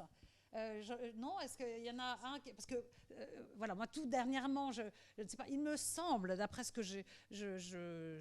quand j'y suis allée il y a 2 ans, que quand même ça n'a rien à voir avec la situation qu'il y avait il y a en 1900, dans les années 90, et que beaucoup de séminaristes peuvent aller étudier à l'étranger et peuvent être. Mais après, il y a peut-être quand même. Alors, est-ce que l'un d'entre vous voudrait dire si est-ce qu'il y a des problèmes pour être nommés, parce que eux sont les premiers concernés, ils sont ici, donc ils connaissent mieux la situation sur le terrain aujourd'hui. Est-ce qu'il y a quelqu'un qui voudrait intervenir? Non?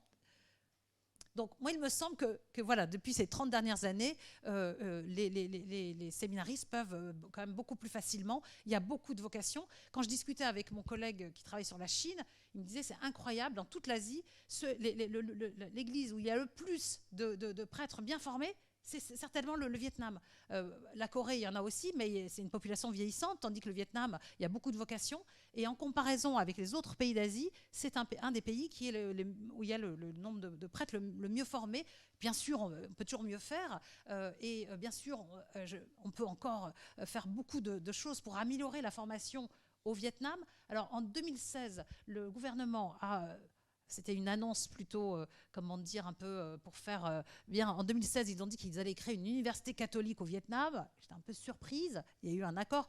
la réalité, ce n'est pas une université catholique, c'est un institut de théologie. Il n'y a pas toutes les disciplines, évidemment. Et il y avait, pendant très longtemps, il n'y avait même pas de lieu pour pouvoir le faire. Donc là, je ne sais pas, c'était en 2016, là, 8 ans après, il me semble que ça va bientôt être construit, mais c'est toujours pas construit. Donc tout ça prend énormément de temps.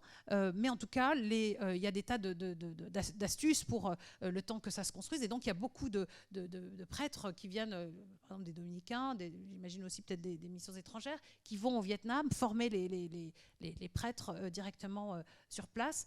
Mais les MEP le savent bien. Moi, je sais que depuis toujours, il y a eu beaucoup de séminaristes vietnamiens qui viennent ici se former à Paris et qui résident ici. Donc, voilà. Et puis la deuxième question, c'était sur les minorités, des minorités catholiques. Alors, il y a aussi des minorités protestantes sur ces hauts plateaux. Et la question, c'est que alors les minorités, comme j'ai dit très vite, les pouvoirs coloniaux essaient d'utiliser les minorités contre les majorités. Donc les Français ont utilisé les minorités contre les Viettes pour affaiblir les Vietnamiens. Et donc il y a toujours une méfiance vis-à-vis des minorités qui ont été associées avec les Français. Puis pendant la guerre contre les Américains, ils ont fait pareil. Et donc, les minorités, en plus d'être catholiques ou protestants, sont en plus des minorités. Et il y a eu des mouvements, il y en a un peu partout en Asie du Sud-Est, des mouvements des minorités qui réclament une autonomie, etc. Donc, évidemment, la situation est difficile pour eux, encore bien plus difficile que pour les Vietnamiens, des Vietnamiens majoritaires. Donc, c'est sûr que les situations sur les hauts plateaux sont toujours très sensibles, et le reste. Est-ce qu'il y a... Alors, s'il y a pas de questions, moi j'ai une question. J'ai une question plutôt sur le gouvernement pontifical, qui est l'objet de ma recherche. Et on a lu avec grand bonheur tout à l'heure les instructions du pape Alexandre VII en 1659, qui annonce Maximum Illud en 1919 du pape Benoît XV. Et vous avez parlé du concile d'Indochine en 1934. Est-ce qu'il y a l'accompagnement de l'Église dans les mouvements de décolonisation, dans le mouvement de décolonisation, le concile de Shanghai en Chine en 1924, ensuite le concile d'Indochine en 1934, et puis le concile d'Afrique noire qui a commencé en 1950. Et le Saint-Père avait envoyé un évêque des missions étrangères de Paris, donc spécialisé plutôt sur l'Asie, comme visiteur apostolique pour le Concile d'Afrique en 1950. Voilà ma première question sur l'accompagnement du mouvement de décolonisation par l'Église. Et la deuxième question, c'est sur l'éducation. Dans la mise en œuvre de sa mission, l'Église, en plus de l'évangélisation, a pour mission aussi l'éducation, la santé, les hospices, etc. Et il y a 2 grands lycées auparavant français au Vietnam, celui de Chasseloup-Doba à Saigon et le lycée Albert Sarraut, n'est-ce pas, à Hanoï. Pourquoi le Saint-Siège a décidé d'ouvrir le grand lycée de la Providence à Hue, comme il l'a fait pour la délégation apostolique? Merci beaucoup pour ces 2 questions. Donc la première, c'était sur la décolonisation. La décolonisation. Alors, je dirais, le Vatican ne se situe pas dans ces termes-là de décolonisation. Il est dans des préoccupations pastorales. Voilà, s'il considère qu'il faut absolument des prêtres, des évêques locaux, c'est pour que la religion se développe. Donc il n'y a pas de...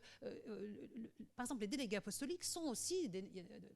pas tout à fait des nonces, mais ils doivent discuter avec le pouvoir en place. Donc il ne s'agit pas de dire aux Français, vous allez devoir partir. Ce n'est pas du tout le sujet de ces délégués apostoliques. Les 2 délégués, Monseigneur Dreyer et Monseigneur Drapier, étaient très diplomates et devaient faire la part entre les Vietnamiens qui avaient des réclamations de toutes sortes et le pouvoir colonial. Donc c'est vraiment un travail de diplomate très très subtil qu'ils ont fait. Donc il n'a pas été... le concile de 1934 n'avait pas du tout pour objet cette question de décolonisation, ce n'était pas le cas. Par contre, l'obsession du Vatican, c'est l'éducation. Mais ce n'est pas seulement l'obsession du Vatican, c'est l'obsession des catholiques vietnamiens.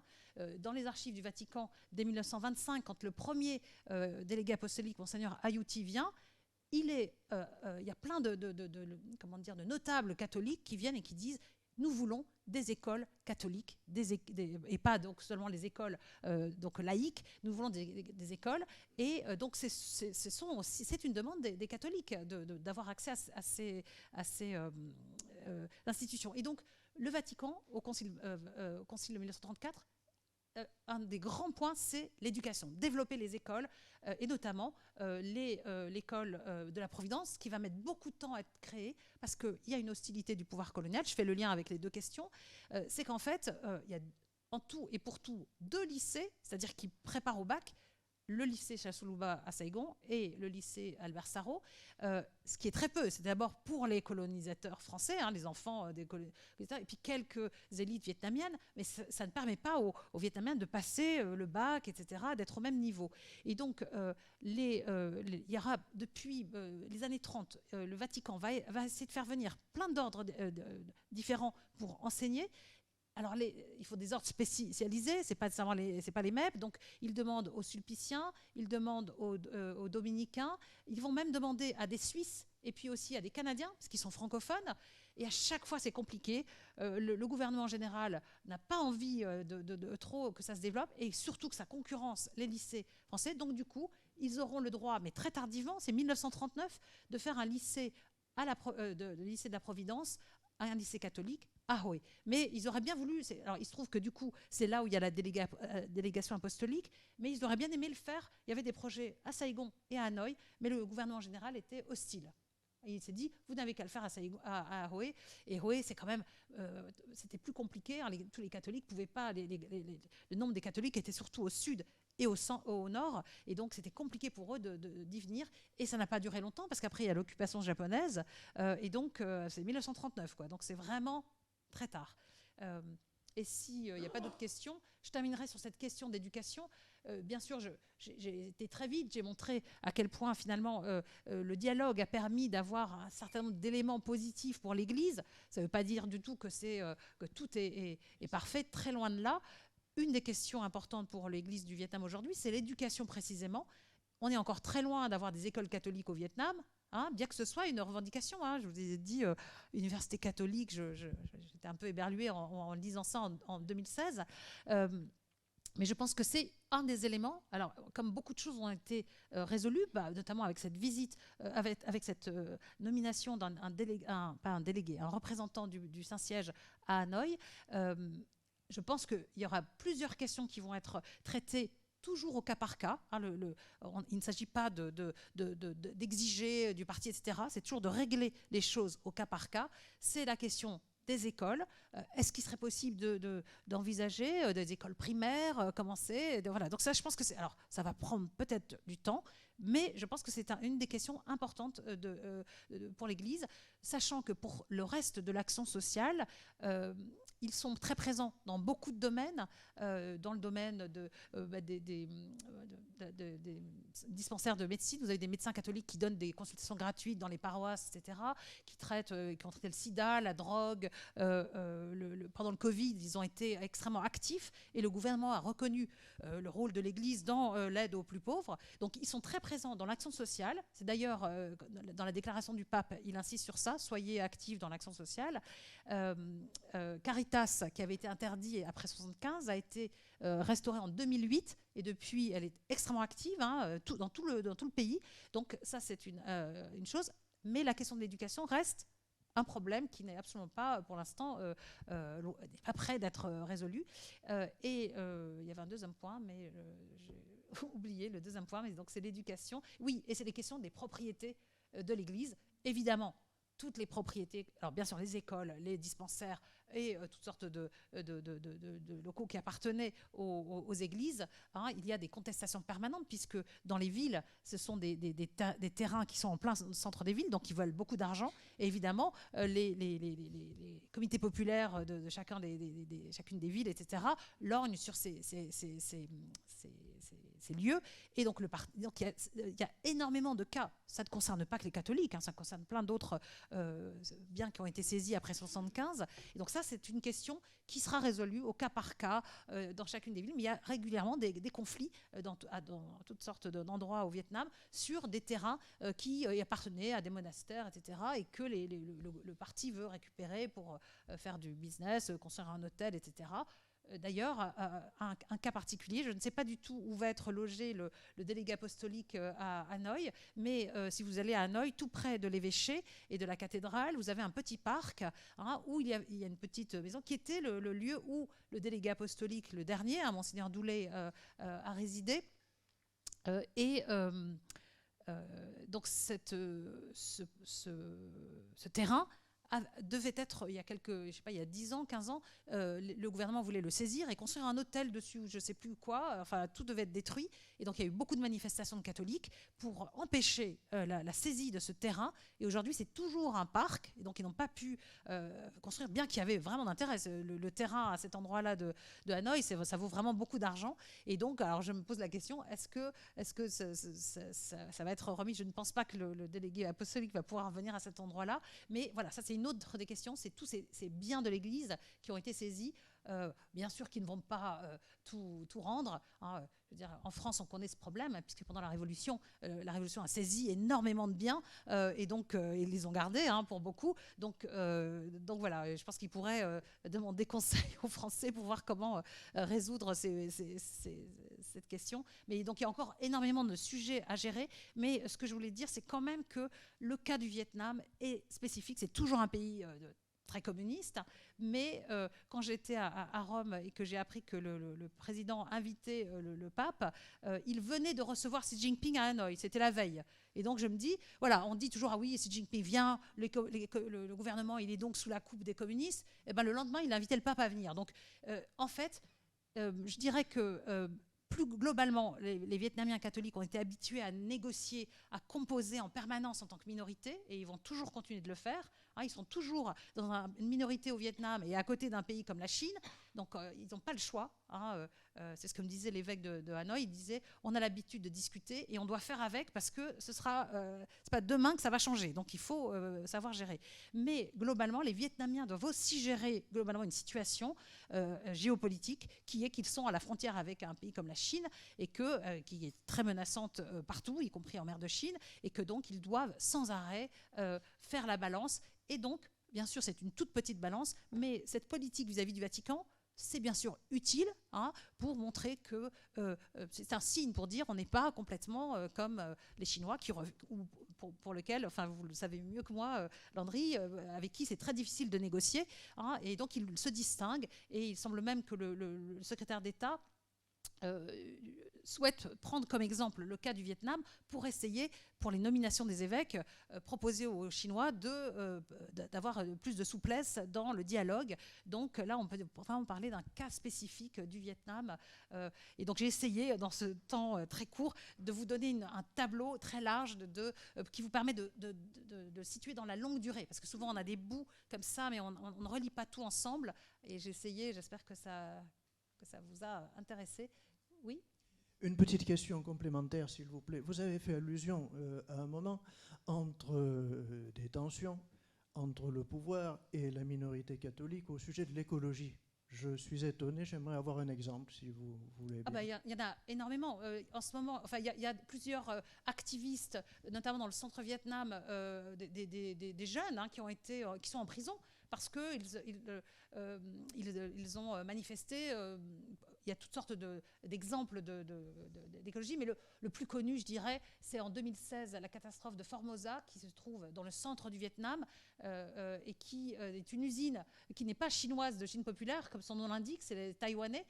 Et donc, c'est une immense usine qui a visiblement déversé alors, c'est une usine de je ne sais plus quoi, mais en tout cas, ils ont déversé plein de produits extrêmement toxiques qui a abouti à la destruction enfin, tous les pêcheurs. Il y a beaucoup de villages catholiques de pêcheurs qui sont tout autour, qui ont perdu leur travail. Il y avait donc énormément de poissons. On ne pouvait plus pêcher dans cette zone-là. Et donc, les catholiques ont été à la pointe de la défense pour dire on demande des indemnités.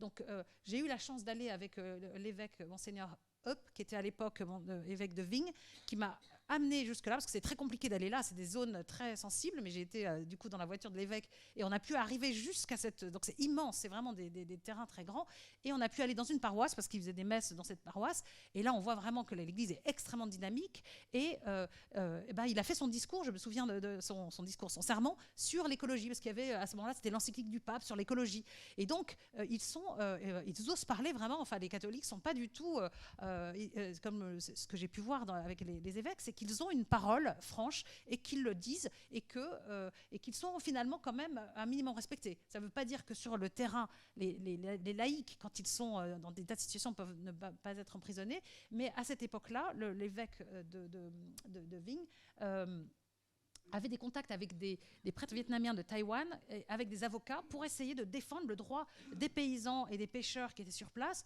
pour que Formosa leur donne des indemnités, et surtout, parce qu'en fait c'était ça le problème, c'est la corruption, c'est-à-dire que l'argent qui était donné soi-disant par l'entreprise était préempté par l'administration, et que donc il n'y avait pratiquement rien qui arrivait aux pêcheurs et aux paysans. Donc il y avait des actions juridiques pour essayer de défendre les droits. Et donc là, les catholiques sont organisés, et les populations alentours, qui ne sont pas nécessairement catholiques, voient qu'il y a parce que c'est vraiment des régions très pauvres et au centre où pas beaucoup de gens ne vont, et ils sont très actifs pour ça. Donc la question de l'écologie est une question politique, et évidemment ça c'est un problème pour les communistes, et voilà, et donc ils doivent le délégué, pas le délégué apostolique, c'est un représentant du Saint-Siège, va devoir aussi gérer tout ça par le dialogue. C'est vraiment uniquement comme ça prend du temps, mais on arrive à des petits résultats progressifs, et voilà, c'est comme je l'ai dit, le résultat de 3 acteurs: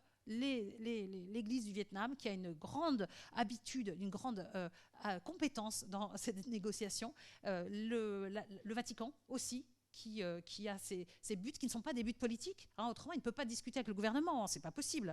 On ne discute pas avec le gouvernement. C'est justement d'essayer d'améliorer la situation pour les catholiques sur place. Voilà. Un grand merci, professeur Claire Tran, surtout sur ce point si essentiel du dialogue et du temps, parce que pour le Saint-Siège, le temps a une autre dimension. C'est le temps de Dieu, le temps de l'attente et du dialogue. Un grand merci pour cette admirable communication qui nous donne envie d'être un de vos étudiants pour vous suivre et suivre ce sujet tellement passionnant des relations entre l'Église et le Vietnam. Merci beaucoup. Merci à vous tous. Je crois qu'il y a quelques annonces. Merci professeur. Avant que vous partiez, quelques petites annonces. La prochaine conférence sera dite par Madame Sylvie Morishita sur le Japon.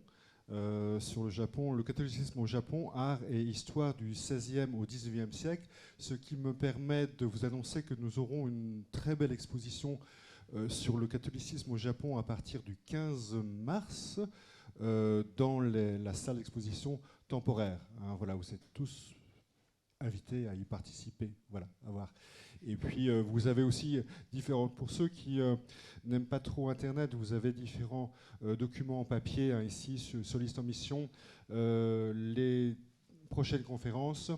Je vous ai mis aussi l'IRFA. J'ai entendu que l'un d'entre vous était un descendant, non pas direct, mais indirect d'un martyr des missions étrangères de Paris. Donc l'IRFA, c'est les archives des missions étrangères de Paris. Elles sont ouvertes à ceux qui souhaitent y aller. Et nous avons mis récemment en ligne de nombreux documents sur l'histoire de la Corée, si ça vous intéresse. Voilà. À très bientôt. Au revoir. Je voudrais juste dire, si certains sont intéressés par l'histoire du Vietnam, je vais organiser une conférence à mon université, donc qui se trouve tout près de la BNF, Bibliothèque François Mitterrand. Le 3 avril, je fais une conférence sur Pierre Brocheux. Je ne sais pas si certains ont lu des livres sur le Vietnam et l'Indochine. C'était mon collègues qui me précédaient dans mon enseignement sur l'Asie du Sud-Est. Et donc, il y aura plusieurs spécialistes d'histoire du Vietnam, comme Christopher Gosha, comme Andrew Hardy, Emmanuel Poisson. Enfin, c'est tous les spécialistes sur le Vietnam qui seront là. Sophie Quinn-Judge aussi, et qui d'autres. Enfin, il y aura aussi une intervenante du Vietnam. Donc, en fait, ce sera le 3 avril dans mon université. Donc, si vous avez vu, mon laboratoire s'appelle le CESMA, CE2SMA. J'ai ma fiche professionnelle et il y a mon email. Si certains, ça les intéresse, vous pouvez me contacter.